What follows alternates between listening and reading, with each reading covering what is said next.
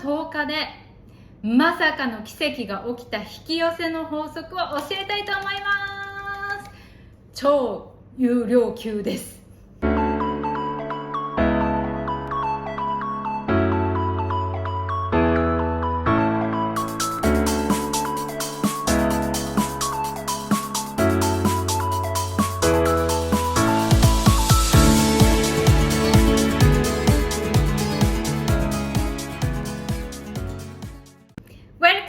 おかえりなさい。マレーシア在住歩くパワースポット代表ともです。今日は15日スピの日ということで、今日はたった10日でまさかの奇跡が起きた引き寄せの法則を教えたいと思います。超有料級です。このチャンネルでは皆さんを幸せに開運になる情報をお届けするチャンネルでございます。スケジュールは概要欄にありますので、ぜひ逃さないように登録を押していただけると嬉しいです。よろしくお願いします。そしていつも高評価登録して応援してくださっている方も本当にありがとうございます。おかげさまで2周年になりました。ありがとうございます。皆さんのおかげで続けることができております。これから応援していただけると嬉しいです。よろしくお願いします。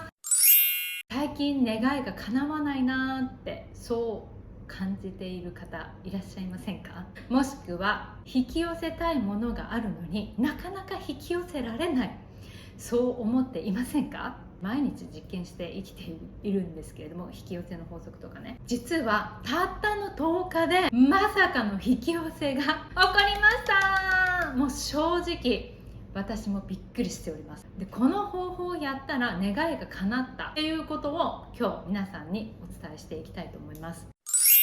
引き寄せの法則ってそもそも本当に叶うのみたいに思っていませんか？私もずっと半信半疑だったりとかで、こんなうまくいかないのって思って、そこからバシャールを知り、いろいろそれでね実験して生きているんですけれども、今回実験このね収録をしようと思って実験するためにちゃんとどういう感情でやったら叶ったかとか、どういう風にしたら叶ったかっていうのを実験して結果が分かったので今報告します。あることをしたら驚くほど、10日間ですよ。10日間、たったの10日間で叶ったんですよ。今日は実際に私がやった願いが叶う書き方、叶った書き方お話ししていきます。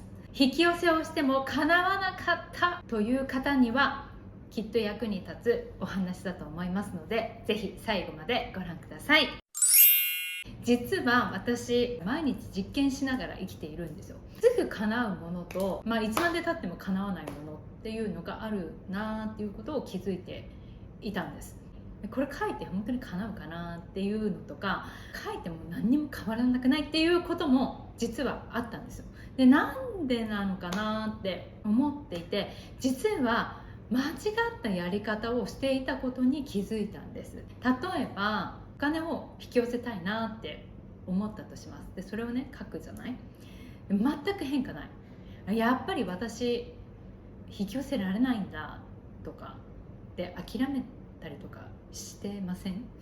私もそうでした。で、実際にそう思うとそれが叶っちゃうんですよ。そう実は叶ってるんですよ。でもなんか全然引き寄せられてないかも、っていうか全然来なくないっていうのが叶ってるの。だからそこが叶っちゃってる。オーダーしてるのに、せっかくオーダーしてるのにそれをなんか自動的にキャンセルしちゃってる状態が叶っちゃってるから、ずっと叶わないなっていうことに気づいたのね。そのことに気づいたから、そこに注目してこのね願いを書いたので、実はこの実験したのはね2024年の11月4日にそれを書いたの。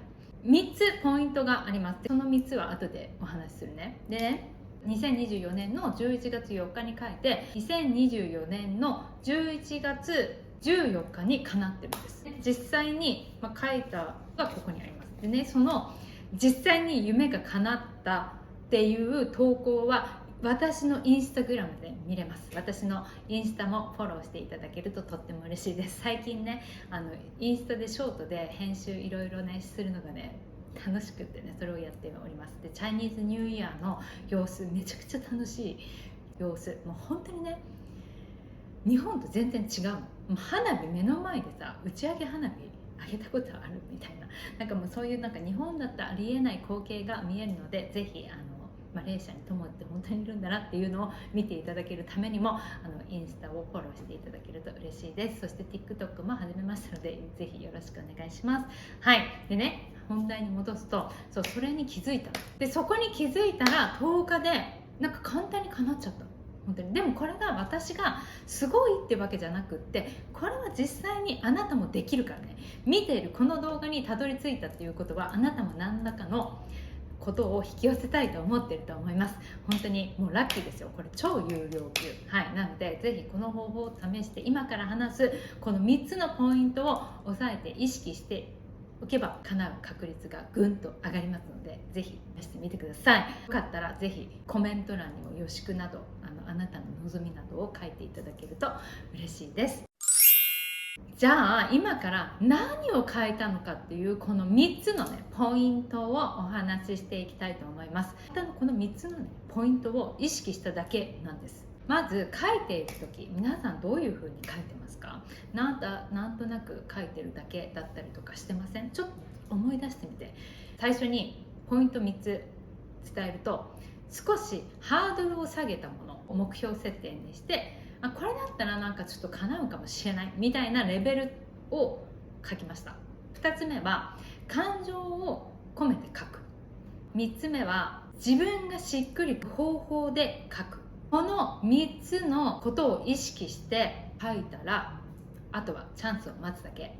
オーダーしたらもうそのに関してはもうノータッチ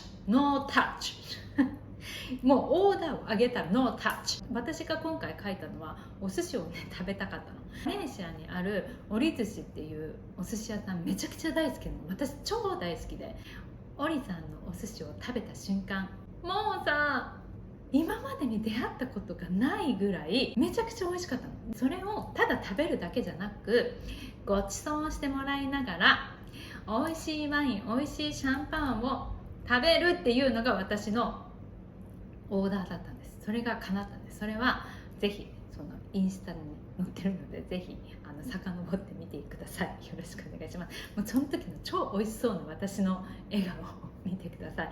でね、それがね叶ったんです。その時は本当にありがとうございました。ごちそうさまでした。もう本当に感謝です。ありがとうございます。この時私はオーダーした時に実験をしてちゃんとね証拠を残したいから、そういうオーダーにしたんですよ。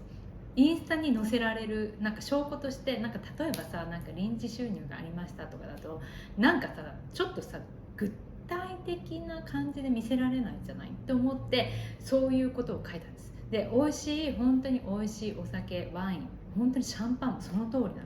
私が書いた内容は、美味しいお酒とワイン、シャンパンと美味しいおまかせコースをお腹いっぱい楽しく幸せにご飯を食べることができました。今回過去形で書いてみました。で、こんな時にめちゃくちゃイメージしたの。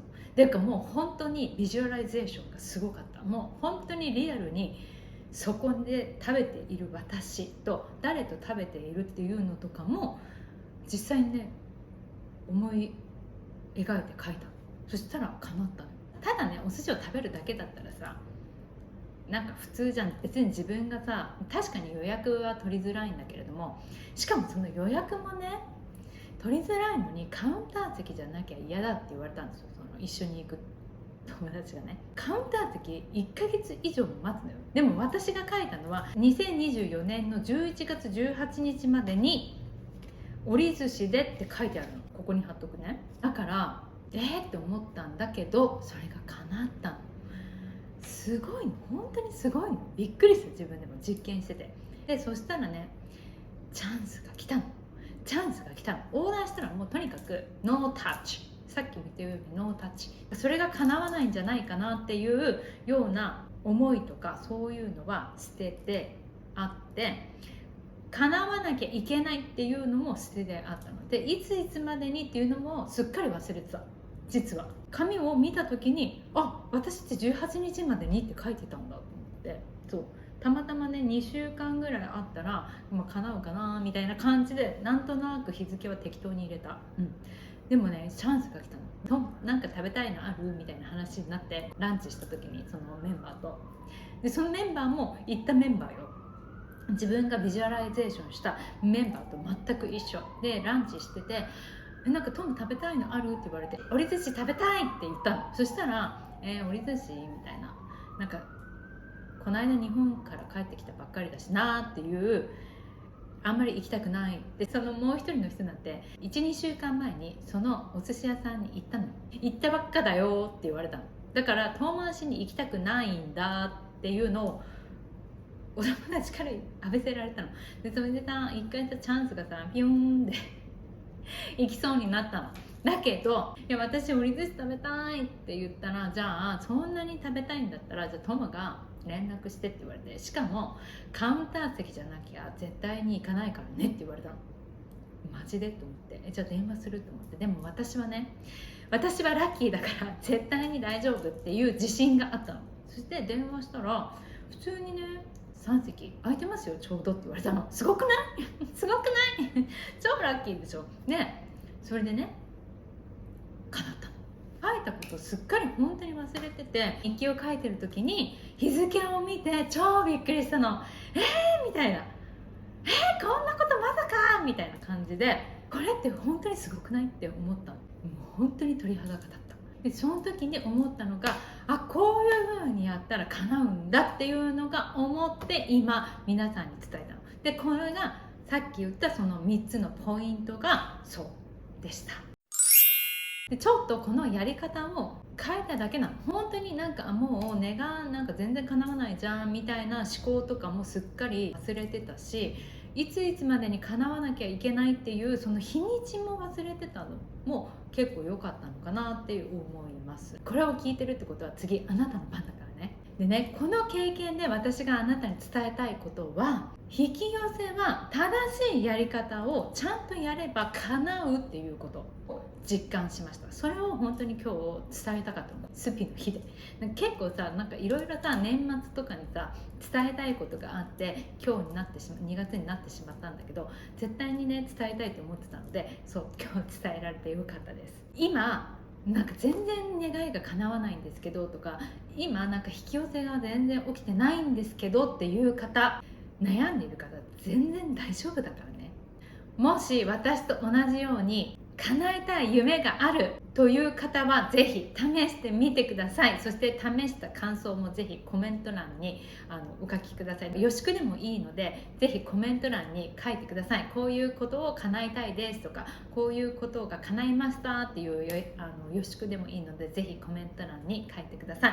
本当に私ちゃんと見てるし、予祝だったらめちゃくちゃ一緒にね喜ぶからでもこの集合意識も大事だと思っているので、いい人ばっかりしかいないから安心して書いてね。そしてもっと詳しく知りたいという方にお知らせがあります。実は今回紹介した引き寄せの法則はほんの一部です。私が実際に叶えたものももっと深い部分をしっかり意識したからなんです。でもこの細かいやり方って YouTube ではどうしても伝えきれないんです。そこでもっと詳しく学びたいという方に特別な講座を用意しました。この講座では願いが叶う書き方の詳細なステップ、潜在意識に溜まったブロックを外す方法、成功者だけが知っている本当の引き寄せの仕組み、学べるようになっています。一人で頑張るよりも正しい知識と正しい方法で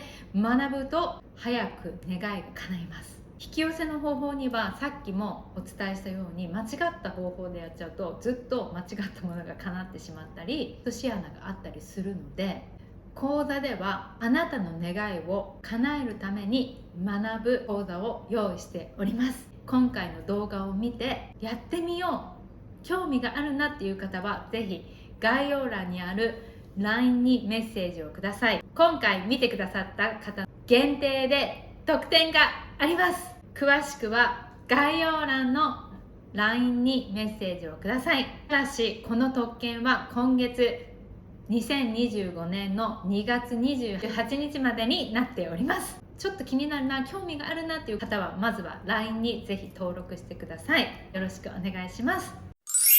今回のまとめです。たった10日間で夢が叶った3つのポイントは、1、ハードルを少し下げて目標を書く。2、感情を込めて書く。3、自分がしっくりくる方法で書くでした。ぜひ皆さんもやってみてください。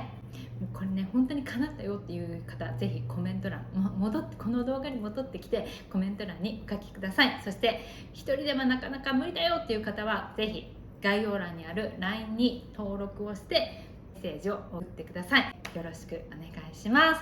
では今日も最後まで見てくださったあなた大好きです。もう本当にね、あなたの願い叶うからね、おめでとう、よろしく、おめでとうおめでとうということで、今日も最後まで見てくださってありがとうございます。この動画が役に立った、いいなとも頑張ってるなっていう風に思った方は、ぜひ高評価登録をお願いします。登録をしてぜひ情報を逃さないようにしてください。あと開運元相学、お顔の鑑定やタロットリーディング、そして開運ラッキーメイクの方も指導しておりますので、皆さんぜひそちらの方の鑑定にもお越しください。よろしくお願いします。今日も最後まで見てくださったあなた大好きです。今日もこちらの福が舞い込む鈴でお別れしましょう。皆さんにとってとってもとってもとっても素晴らしい日、素晴らしい月になりますように。 Be happy! じゃあね、バイバーイ。